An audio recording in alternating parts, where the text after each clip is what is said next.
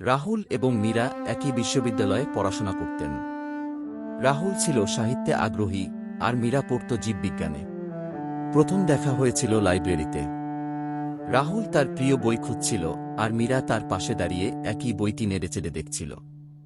দুজনের মধ্যেই অবাক হওয়ার পালা, একে অপরের পছন্দের মিল দেখে হেসে উঠলেন। ওই দিন থেকেই দুজনের মধ্যে বন্ধুত্ব শুরু হয়। প্রায়ই তারা ক্যাম্পাসের ক্যান্টিনে বসে গল্প করতেন, তাদের পছন্দের বই নিয়ে আলোচনা করতেন। বন্ধুত্বের এই গাথা ক্রমশ ভালোবাসায় রূপান্তরিত হতে লাগল। একদিন রাহুল সাহিত্যের কিছু কবিতা মীরাকে উপহার দিল। মীরা সেই কবিতাগুলোর গভীরতায় ডুবে গেল।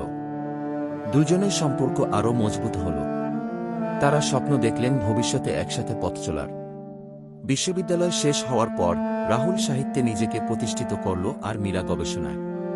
তাদের পথ ভিন্ন হলেও ভালোবাসা তাদের একসাথে রাখল।